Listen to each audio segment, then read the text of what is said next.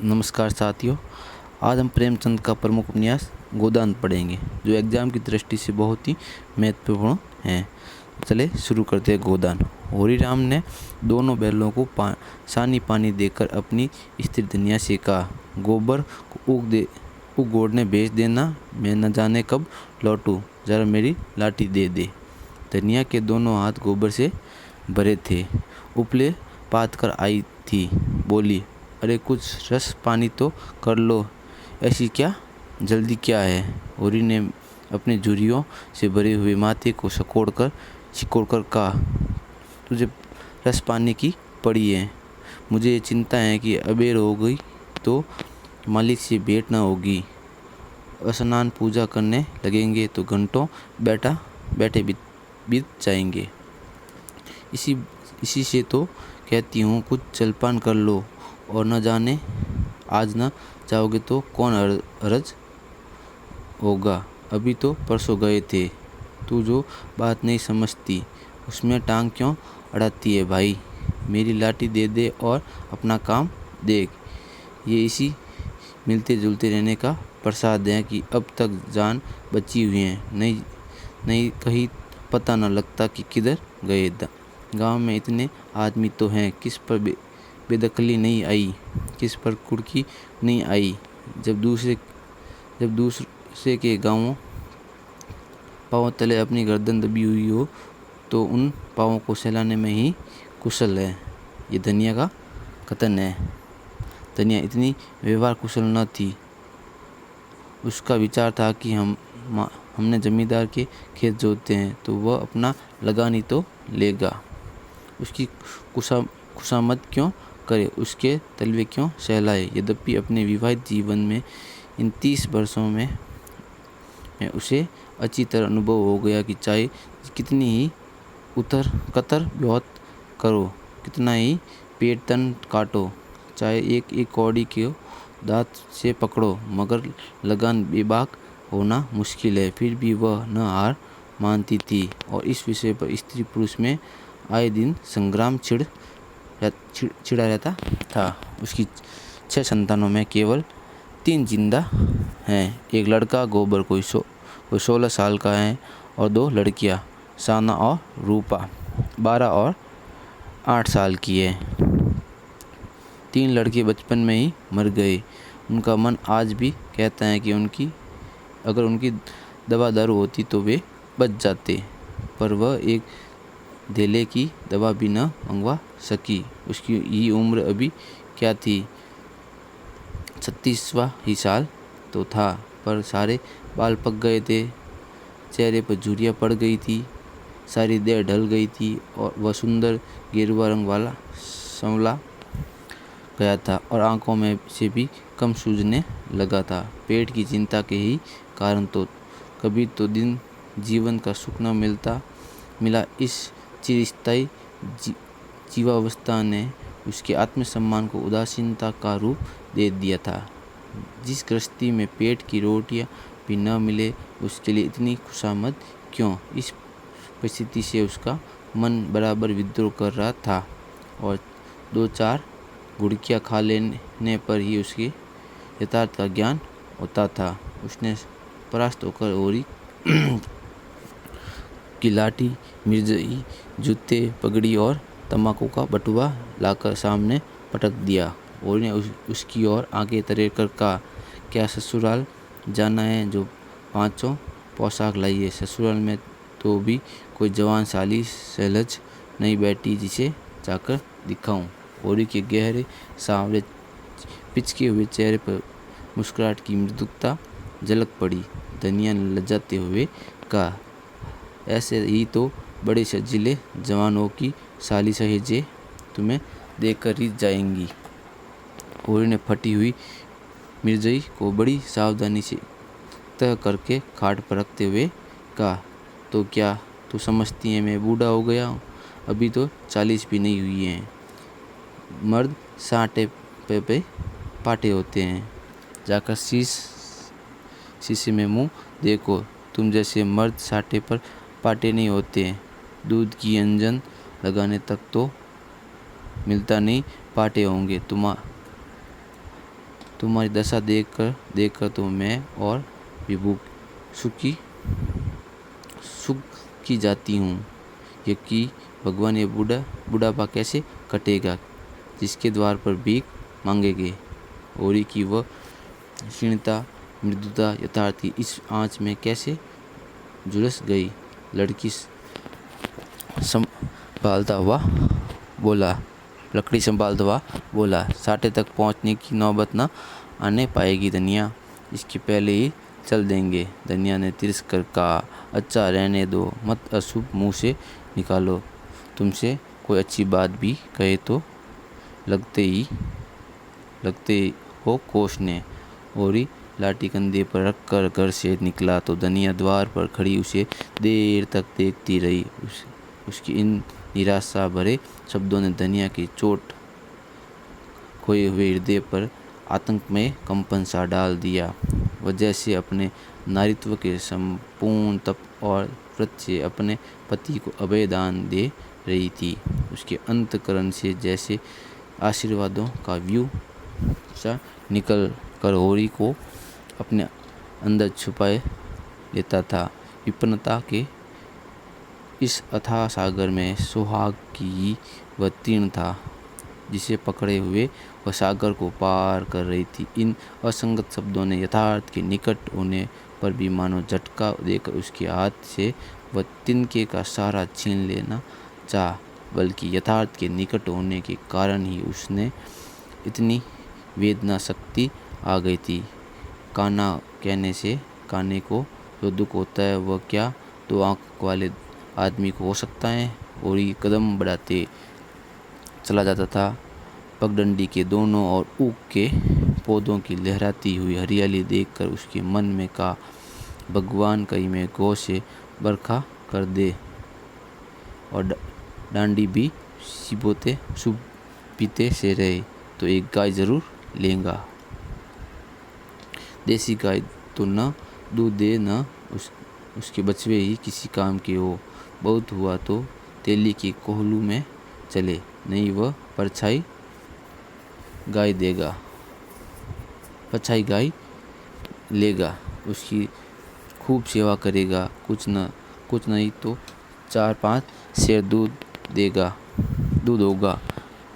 गोबर दूध के लिए तरस कर कह रहा था कि इस उम्र में न खाया पिया तो फिर कब खाएगा। साल भर ही दूध पी ले तो देखने लायक हो जाए, बछड़े भी अच्छे बैल निकलेंगे। 200 से कम की गोई न होगी, फिर गऊ से ही तो द्वार की शोभा है। सवेरे सवेरे गऊ के दर्शन हो जाए तो क्या कहना, न जाने कब ये साध पूरी होगी, कब वह शुभ दिन आएंगे।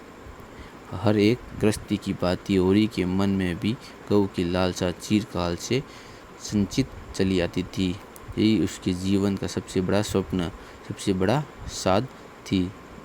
बैंक सूद से चैन करने या ज़मीन खरीदने या महल बनवाने की विशाल आकांक्षाएं उसके नन्हे से हृदय में कैसे समाती। जेठ का सूर्य आमों के झुरमुट में से निकलकर आकाश पर छाई हुई लालिमा को अपने रजत प्रताप से तेज प्रदान करता हुआ ऊपर चढ़ रहा था और हवा में गर्मी आने लगी थी। दोनों खेतों में काम करने वाले किसान उसे देखकर राम राम करते हुए और सम्मान भाव से चिलम पीने का निमंत्रण देते थे, पर होरी को इतना अवकाश का था। उसके अंदर बैठी हुई सम्मान लालसा ऐसा आदर पाकर उसके सूखे मुख पर गर्व की झलक पैदा कर रही थी। मालिकों से मिलते जुलते रहने का ही तो ये प्रसाद है कि उसका आदर करते हैं, नहीं उसे कौन पूछता। 5 बीघे के किसान की बिसात ही क्या, ये कम आदर नहीं है कि 3-3 4-4 हलवाले महतों भी उनके सामने से झुकाते हैं।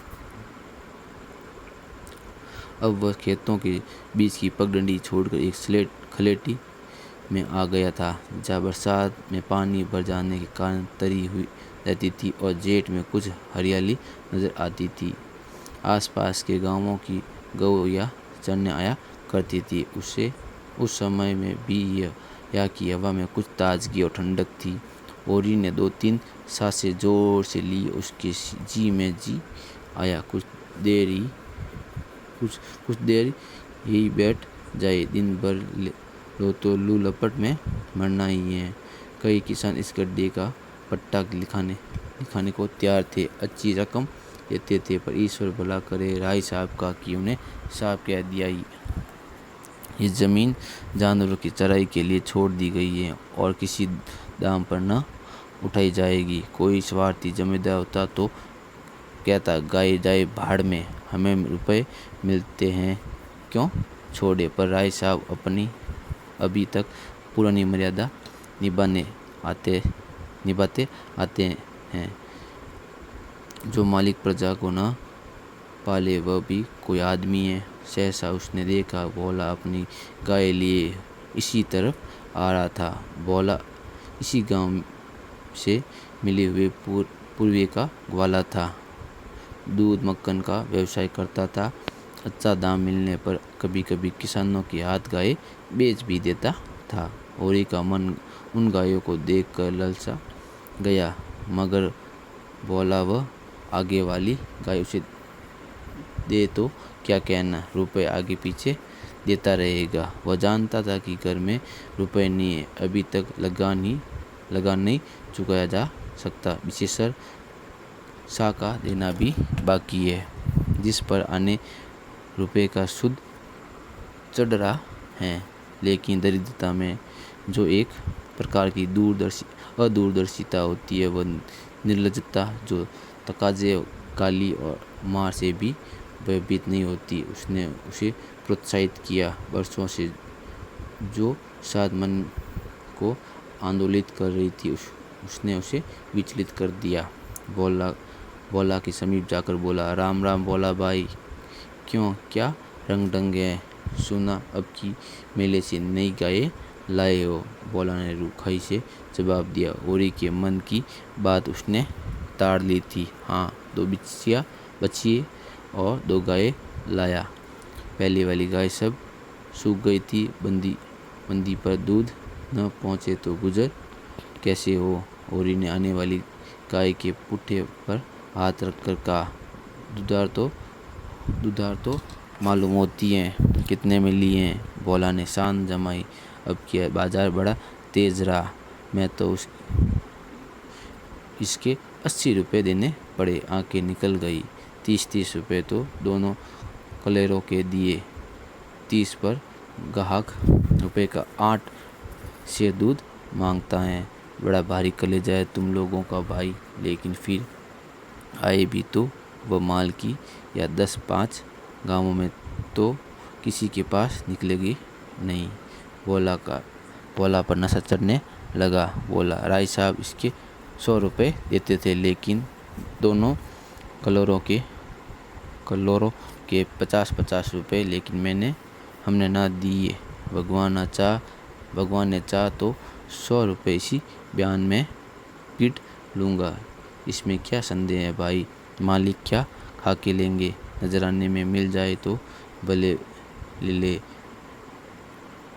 ये तुम ही लोगों का गुर्दा है कि अंगुली भर रुपए तकदीर के भरोसे गिन देते हो। यही जी चाहता है कि इसके दर्शन करता रहूं। धन्य है तुम्हारा जीवन की गौओं की इतनी सेवा करते हो।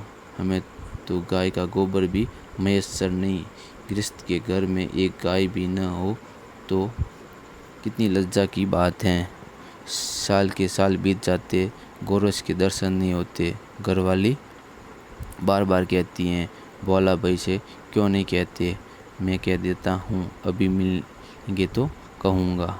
तुम्हारे स्वभाव से बड़ी प्रसन्न रहती है। कहती हैं, ऐसा मर्द ही नहीं देखा कि जब बातें करेंगे नीची आंखें करके कभी सिर नहीं उठाते। भोला पर जो नशा चढ़ रहा था उसे इस भरपूर प्याले ने और गहरा कर दिया। भला आदमी वही है जो दूसरों की बहू बेटी को अपनी बहू बेटी समझे। जो दुष्ट किसी मेहरिया की ओर ताके उसे गोली मार देना चाहिए। ये तुमने लाख रुपए की बात कर दी भाई।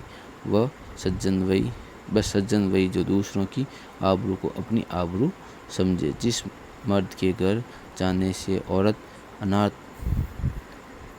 हो जाती है, उसी तरह औरत के मर जाने से मर्द के हाथ पांव टूट जाते हैं। मेरा तो घर उजड़ गया, मैं तो कोई एक लोटा पानी देने वाला भी नहीं है। गत वर्ष भोला की स्त्री लू लग जाने से मर गई थी, ये ओरी जानता था, लेकिन 50 बरस का खंखड़ भोला भीतर से इतना संदिग्ध है वह न जानता था। स्त्री की लालसा उसकी आंखों में सजल हो गई थी। ओरी को आसन मिल गया, उसकी व्यवहारिक कृषिक बुद्धि सजग हो गई। पुरानी मसल जुटी थी, बिन घरनी घर भूत का डेरा। कई सगाई न ठीक कर लेते। ताक में हूँ मैं तो, पर कोई जल्दी फंसता नहीं है। 150 खर्च करने को भी तैयार हूँ, जैसी भगवान की इच्छा। अब मैं फिक्र में रहूँगा, भगवान चाहेंगे तो जल्दी कर बस जाएगा। बस यही समझ लो कि उबर जाएगा भैया। घर में खाने को भगवान का दिया बहुत है। 4 पसेरी रोज दूध हो जाता है, लेकिन किस काम का। मेरे ससुराल में एक मेहरिया है, 3-4 साल हुए उसका आज मुझे छोड़कर कलकत्ते चला गया। बेचारी पिसाई करके गुजर कर रही है, बाल बच्चे भी कोई नहीं है। सुनने देखने में अच्छी है, बस लक्ष्मी समझ लो। भोला का सिकड़ा हुआ चेहरा जैसे चिकन गया। आशा में कितनी सुधा है। बोला, अब तो तुम्हारा ही आसरा है। मैं तो छुट्टी हो तो चलो एक दिन देख आए। मैं ठीक ठाक करके तब तुम्हें कहूँगा। बहुत उतावली करने से भी काम बिगड़ जाता है। जब तुम्हारी इच्छा हो तब चलो, उतावली काहे की। इस कबरी पर मन ललचाया हो तो ले लो। ये गाय मेरे मान की नहीं है दादा।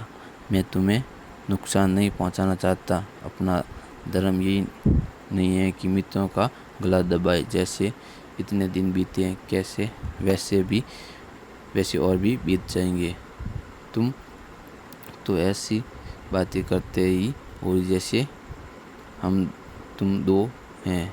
तुम गाय ले जाओ, दाम जो चाहे देना। जैसे मेरे घर रही वैसे तुम्हारे घर रही। 80 रुपये में ली थी, तुम 80 रुपये ही दे देना। जाओ। लेकिन मेरे पास नकद नहीं है दादा, समझ लो। तो तुमसे नकद मांगता कौन है भाई। होरी की छाती गज भर की हो गई। 80 रुपये में गाय महंगी न थी, ऐसा अच्छा डील डॉल। दोनों जून में 6-7 शेर दूध, सीधी ऐसी कि बच्चा भी दूध ले। इसका तो एक बात 100 का होगा। द्वार पर बंधेगी तो द्वार की शोभा बढ़ जाएगी। उसे अभी कोई 400 रुपये देने थे। लेकिन उधार को वह एक तरह से मुक्त समझता था। कई बोला कि सगाई ठीक हो गई तो 1-2 साल तो वह बोलेगा भी नहीं। सगाई न भी हुई तो होरी का क्या बिगड़ता है, यही तो होगा। बोला बार बार तगादा करने आएगा, बिगड़ेगा, गालियाँ देगा। लेकिन होरी को इसकी ज़्यादा शर्म न थी। इस व्यवहार का वह आदी था। कृषक के जीवन का तो यही प्रसाद है। बोला के साथ वह छल कर रहा था और ये व्यापार उसकी मर्यादा के अनुकूल था। अब भी लेन देन में उसके लिए लिखा पढ़ी होने और न होने में कोई अंतर न था। सूखे बूढ़े की विपदाएं उनके मन को भी बनाए रहती थी। ईश्वर का रौद्र रूप सदैव उसके सामने रहता था, पर ये छल उसकी नीति में छलना था। यह केवल स्वार्थ सिद्धि थी और ये कोई बुरी बात न थी। इस तरह का छल तो वह हर दिन करता रहता है। घर में 2-4 रुपए पड़े रहने पर भी वह महाजनों के सामने कसमें खा जाता था कि एक पाई भी नहीं है। सन को कुछ गीला कर देना और रुई में कुछ बिनोले भर देना उसकी नीति में जायज़ था। और या तो केवल स्वार्थ न था, थोड़ा सा मनोरंजन भी था। बूढ़ों का बुढ़स हास्यास्पद वस्तुएं, और ऐसे बूढ़ों में अगर कुछ ऐंठ भी लिया जाए तो कोई दोष पाप नहीं है। भोला ने गाय की पगड़ियाँ होरी के हाथ में देते हुए कहा, ले जा, मैं तो तुम भी याद करोगे। ब्याते ही 6 सेर दूध ले लेना। चलो, मैं तुम्हारे घर तक पहुंचा देता हूँ। शायद तुम्हें अनजान समझकर रास्ते में कुछ दिक्ख करे। अब तुमसे सच कहता हूँ, मालिक 90 रुपये देते थे, पर उनके या गऊओं की क्या कदर। मुझसे लेकर किसी हाकिम हुकाम को दे देते। हाकिम को गऊ की सेवा से मतलब, वह तो खून चूसना भर जानते हैं। जब तक दूध देती है रखते हैं, फिर किसी के हाथ बेच देते हैं। किसके पल्ले पड़ती कौन जाने। रुपए ही सब कुछ नहीं है भैया, कुछ अपना धर्म भी तो है। तुम्हारे घर आराम से रहेगी तो ये न होगा कि तुम आप खाकर सो रहो और गऊ भूखी खड़ी रहे। उसकी सेवा करोगे, चुकमा रोगे, गऊ तुम्हें आशीर्वाद देगी। तुमसे क्या कहूँ भैया, घर में चंगुल भर भी भूसा नहीं रहा। रुपए सब बाजार में निकल गए। सोचा था महाजन से कुछ लेकर भूसा ले लेंगे, लेकिन महाजन का पहला ही नहीं चुका। उसने इनकार कर दिया। इतने जानवरों को क्या खिलावे, ये चिंता मार डालती हैं। चुटकी भर खिलाऊं तो मन भर रोज का खर्च भगवान ही पार लगाए तो लगे। होरी ने सहानुभूति के स्वर में कहा, तुमने हमसे पहले क्यों नहीं कहा। हमने एक गाड़ी भूसा बेच दिया। भोला ने माथा ठोकर कहा, इसलिए नहीं कहा भैया कि सबसे अपना दुख क्यों रोऊं। बांटता कोई नहीं है, हंसते सब हैं। जो गाय सूख गई हैं उसका गम नहीं, पत्ती सत्ती खिलाकर जिला लूँगा। लेकिन अब ये तो राती बिना नहीं रह सकती। हो सकते तो 10-20 रुपये भूसे के लिए दे दो।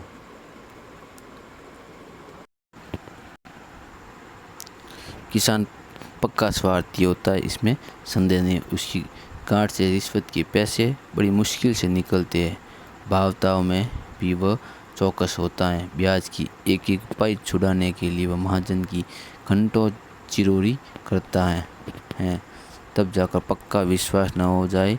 वह किसी के फुसलाने में नहीं आता, लेकिन उसका संपूर्ण जीवन प्रकृति से स्थायी सहयोग है। वृक्षों में फल लगते हैं, उन्हें जनता खाती है। खेती में अनाज होता है, वह संसार के काम आता है। गाय के थन में दूध होता है, वह खुद पीने नहीं जाती, दूसरे ही पीते हैं। मेघों से वर्षा होती है, उससे पृथ्वी तृप्त होती है। ऐसी संगति में कुत्सित स्वार्थ के लिए का स्थान। और एक किसान था और किसी के चलते हुए घर में हाथ सेकना उसने सीखा ही नहीं था। भोला की संकट कथा सुनते ही उसकी मनोवृत्ति बदल गई। पगहिया को भोला के हाथ में लौटाता हुआ बोला, रुपए तो दादा मेरे पास नहीं है, थोड़ा सा भूसा बेचा है, वह तुम्हें दूंगा, चलकर उठा लो। भूसे के लिए तुम गाय बेचोगे और मैं लूँगा, मेरे हाथ न कट जाएंगे। भोला ने आदर कंठ से कहा, तुम्हारे बैल भूखे न मरेंगे। तुम्हारे पास भी ऐसा है कौन सा बहुत सा भूसा रखा है। नहीं दादा, अब की भूसा अच्छा हो गया था। हमने तुमसे नाक भूसे की चर्चा की थी, तुम न कहते और पीछे से मुझे मालूम होता तो मुझे बड़ा रज होता कि तुमने मुझे इतना गैर समझ लिया। अवसर पड़ने पर भाई की मदद भाई ना करे तो काम कैसे चले। मुदा ये गाय तो लेते जाओ। अभी नहीं दादा, फिर ले लूँगा तो भूसे के दाम दूध में कटवा लेना। होरी ने दुखित स्वर में कहा, दाम कौड़ी की इसमें कौन बात है दादा, मैं 1-2 जून तुम्हारे घर खा लूँगा तो तुम मुझसे दाम मांगोगे, लेकिन तुम्हारे बैल भूख को मरेंगे कि नहीं? भगवान कोई ना कोई सबील निकालेंगे ही। आषाढ़ सिर पर है, कड़बी बोलूँगा, मगर ये गाय तुम्हारी हो गई। जिस दिन इच्छा हो आकर ले जाना। किसी भाई का नीलाम पर चढ़ा हुआ बैल लेने में जो पाप है वह उस समय तुम्हारी गाय लेने में है। होरी ने बाल की खाल निकालने की शक्ति होती है तो वह खुशी से गाय लेकर घर गिरा लेता। बोला, जब नकद रुपए नहीं मांगता तो स्पष्ट था कि वह भूसे के लिए गाय नहीं बेच रहा है, बल्कि उसका कुछ और आशय है। लेकिन जैसे पत्तों की खड़कने पर घोड़ा अकारण ही ठिठक जाता है और मारने पर भी आगे कदम नहीं उठाता, वही दशा होरी की थी। संकट की चीज़ लेना पाप है, ये बात जन्म जन्मांतरों से उसकी आत्मा का अंश बन गई थी।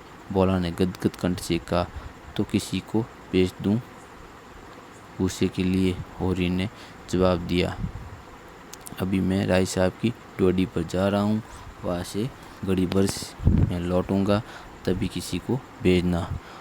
बोला कि आंखों में आंसू भर आए। बोला, तुमने आज मुझे उबार लिया होरी भाई। मुझे अब मालूम हुआ कि मैं संसार में अकेला नहीं हूँ, मेरा भी कोई हितू है। एक क्षण के लिए बाद उसने फिर कहा, इस बात को भूल न जाना।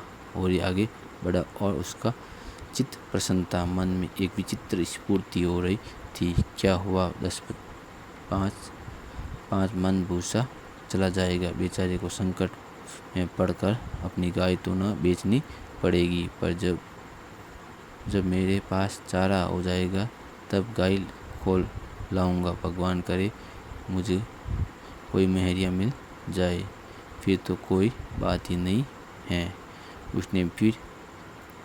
उसने पीछे फिर कर कहा, कबरी गाय पूछ से मक्खियाँ उड़ाती, सिर हिलाती, मस्तानी मंद गति से झूमती चली जाती थी, जैसे बांदियों के बीच में कोई रानी हो। कैसा शुभ होगा वह दिन जब ये कामधेनु उसके द्वार पर बंधेगी।